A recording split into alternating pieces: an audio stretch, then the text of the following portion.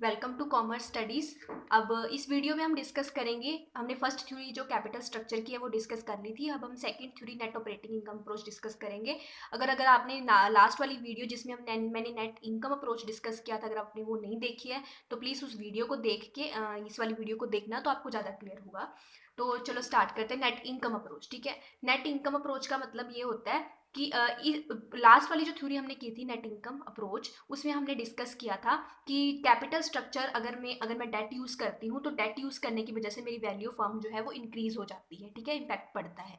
लेकिन जो net operating income approach है, ये थ्योरी ये बोलती है कि कैपिटल स्ट्रक्चर यूज़ करने की वजह से क्या होता है कि कैपिटल स्ट्रक्चर के अंदर डेट यूज़ करने की वजह से क्या होता है कि कोई भी इम्पैक्ट नहीं पड़ता। ठीक है, ये थ्योरी ये बोलती है कि देखो, जितना मैं डेट यूज़ करती हूँ, डेट यूज़ करने की वजह से जितनी मेरी कॉस्ट जो है वो कम होती है, उतना ही मेरा जो कंपनी का रिस्क बढ़ जाता है। रिस्क बढ़ने की वजह से क्या होता है, इक्विटी शेयर होल्डर कहते हैं कि हमें ज़्यादा पेमेंट करो।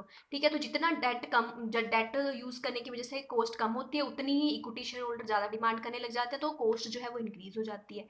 तो ओवरऑल कॉस्ट ऑफ कैपिटल पे एक तरह से कोई इम्पैक्ट नहीं पड़ता, वो जितनी है उतनी ही रह जाती है, क्योंकि ये बैलेंस हो जाता है इनका। तो same overall cost of capital same ही रहती है। तो ये थ्योरी ये बोलती है कि अगर मैं अपने कैपिटल स्ट्रक्चर के अंदर डेट यूज़ करती हूँ तो उसका जो है मेरी वैल्यू फर्म पे कोई इम्पैक्ट नहीं पड़ता, क्योंकि कॉस्ट ऑफ कैपिटल ही जब सेम रहेगी तो वैल्यू पे फर्म पे कोई इम्पैक्ट नहीं पड़ेगा। जैसे देखो, ये है कॉस्ट ऑफ डेट। ठीक है, ये डिग्री ऑफ लिवरेज बता रहा है कि कितना मैं डेट यूज कर रही हूँ।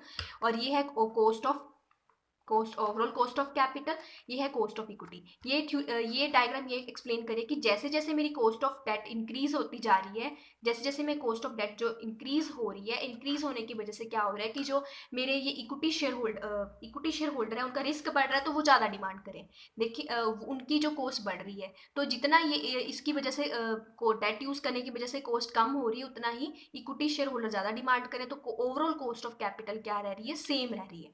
अगर overall cost of capital same है तो ये कहता है कि वैल्यू फर्म पे कोई इम्पैक्ट नहीं पड़ेगा। ठीक है, तो इसकी भी कुछ अजम्पशन है। ये मान के चलता है कि overall cost of capital remain constant. ठीक है, और जो कॉस्ट ऑफ डेट है कैपिटल में अनचेंज, जो भी कॉस्ट ऑफ डेट वगैरह है वो चेंज नहीं हो रही है। और कॉर्पोरेट इनकम टैक्स है डू नॉट एग्जिस्ट। ठीक है, जो टैक्स रेट है वो एग्जिस्ट नहीं करा। कुछ हर एक थ्योरी कुछ अजम्पशन के बेस पे होती है, तो ये भी थ्योरी में अजम्पशन मान के चला। देखिए, हमने लास्ट जो इनकम अप्रोच के अंदर डिस्कस किया था फॉर्मूला, उसी से ये फॉर्मूला बन जाता है। मैं आपको लास्ट वाला दिखा देती हूँ। इनकम अप्रोच के अंदर हमने एक फॉर्मूला डिस्कस किया था कि V is equals to S plus D and cost of overall cost of capital is equals to EBIT upon V। ठीक है, उसी से ये फॉर्मूला बन जाता है। इसमें हमने क्या कर देना है,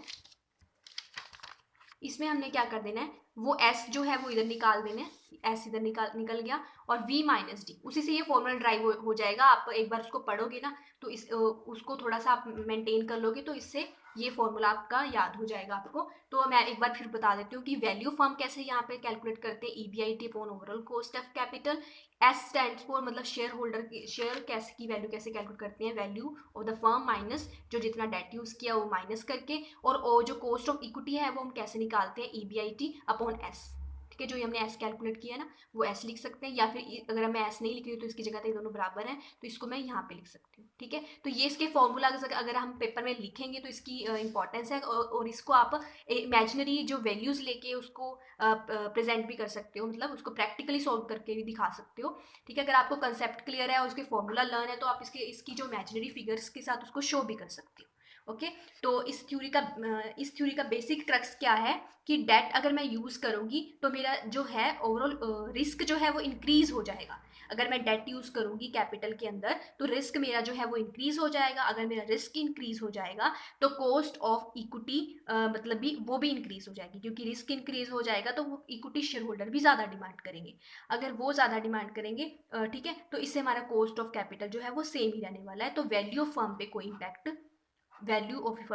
नहीं पड़ेगा, वैल्यू फर्म जो है वो सेम रहेगी।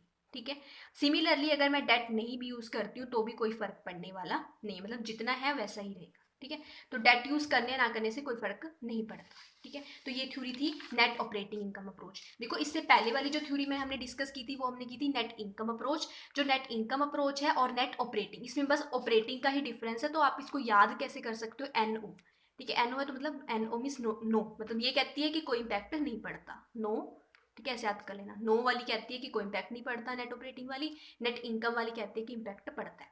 ठीक है, तो ये सेकेंड थ्योरी हो गई है। हम अब इसकी थर्ड थ्योरी डिस्कस करेंगे, वो हम इसे इसकी जो नेक्स्ट वीडियो उसमें डिस्कस करेंगे। पहले मैं आपको दोनों थ्योरी का रिवाइज करवा देती हूँ।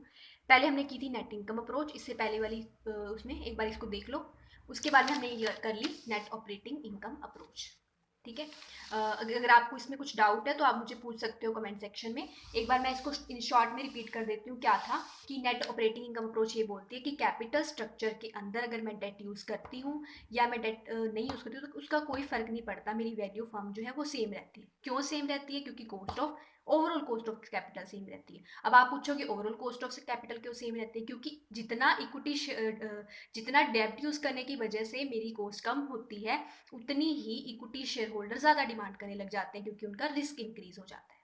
ठीक है, तो ये थी नेट ऑपरेटिंग इनकम अप्रोच। ठीक है, इसका आपको कैसे प्रेजेंट कर सकते हो? पहले आप इसका मीनिंग बता सकते हो कि ये थ्योरी क्या कहती है, फिर उसके एजम्पशंस लिख सकते हो, उसका फॉर्मूला लिख सकते हो, उसकी डायग्राम बना सकते हो। ठीक है, उसको प्रैक्टिकली भी प्रेजेंट करके दिखा सकते हो, और आप इसको ऐसे चार्ट की फॉर्म में भी बता सकते हो कि डेट यूज करने की वजह से क्या इम्पैक्ट पड़ता है, इंक्रीज होता है, डिक्रीज होता है, and all about. Okay, so thank you so much guys. अगर आपको समझ आया तो please like and share, and अगर आपने चैनल को नहीं सब्सक्राइब किया तो सब्सक्राइब जरूर कर लेना। और इसकी नेक्स्ट वीडियो में हम इसकी थर्ड थ्योरी डिस्कस करेंगे। इसके बाद इसकी 2 ही थ्योरी रह जाएंगी, तो वो हम इसमें डिस्कस करेंगे। तो मैं एक एक थ्योरी से समझा रही हूँ ताकि प्रॉपरली आप इसको समझ पाओ। और इसका ये बेनिफिट एक ये है कि ये एग्जाम में पक्का क्वेश्चन आता है। ठीक है, जो अगर आप बीकॉम एमकॉम जो भी कर रहे हो, अगर आपका फाइनेंशियल मैनेजमेंट का सब्जेक्ट है तो ये क्वेश्चन आता ही है मोस्टली। अगर आप इस थ्योरी को भी प्रॉपरली अटेम्प्ट कर दे तो I think there is no need of practical question की जरूरत इतनी नहीं होती, क्योंकि उसमें रिस्क ज़्यादा होता है। अगर आप अच्छे हो प्रैक्टिकल में तो आप कर सकते हो, मैं जैसे आपको सुजेस्ट कर रही हूँ। अगर आप इसको भी अच्छी तरह प्रेजेंट कर देते हो तो